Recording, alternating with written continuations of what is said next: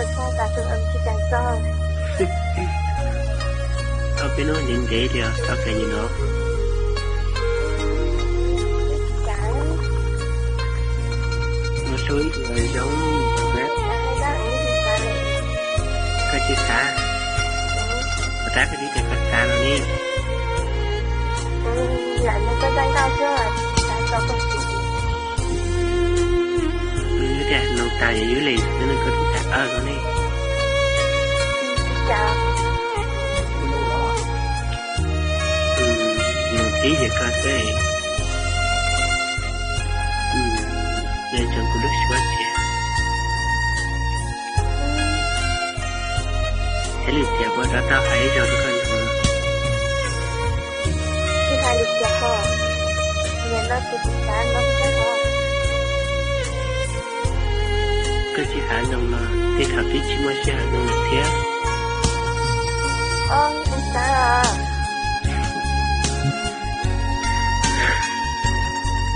Nhưng mà tụi rồi rong rào nhất tóm đi tao có.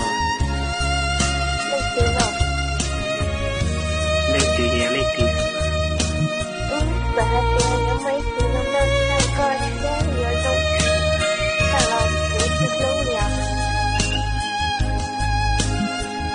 Đã chi ở lúc sẽ lo một số cùng thầy thế lý do à. Chút lâu là hơn ba. Không nhìn lần mình có mất xe rồi. Đúng rồi. Coi là đối với chị là chứ. Chút lâu mình đã tạm tiền đó. Sao được vậy? Con đã chơi. Chết của tao đã lấy ra rồi. Là nó chết của Từ lúc có tiền chị nhớ tóm đi tao có à. Cô thật lúc có một thứ lắm. Tới là tôi khá lớn tiền. Cho các tao nó nên chọn dây của nó xe rồi. Tôi xa lên của chị. Anh thích mình ra xa lên. Tôi xa trên. Chơi tập đến lâu. Chơi là chẳng tin gì nữa mà. Tôi chả lấy mà. Tôi muốn gặp thêm các chị cho. Bác hãy chả đi.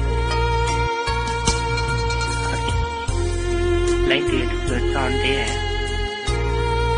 Thầy cũng biết chị ta là cho đó. Người ta đâu có chăn trong này. Không biết là Có thiếu thẻ như này. Thẻ vậy có chị lưu rồi. đây là mà đang chị ta đang gặp lạc người. Đã có đi thì mất xe thì chị lưu mà. Nhưng mà Lúc đó. mình đúng gì tại ở mất cái nữa tôi lo những là chị đang hoa trong này. Cô ta cái gì của thì là chị thì tao nó đi.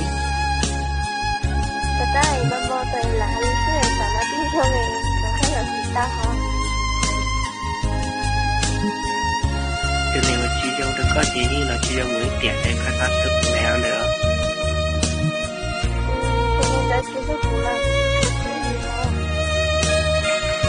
Nó xuống được cho nên là chứ phải à. Rồi nữa mà. lạc lúc mà. Là chút rồi. Hả? Là chút rồi. Lúc mình có chị ta khó nhưng qua tao dù với chị ta mới tao dù như lúc tao hoa chứ tao nên nói Cái chị đi khám à. Mình để cái nhiều hơn cả tàu mất được cơ mà. cả hai bỏ cha là có kinh doanh cái sự hào của xe mà chúng một tuần mình đấy lần xe của thay từ lâu Được xe là nữa. chùa sẽ có cho cả trường âm chỉ càng to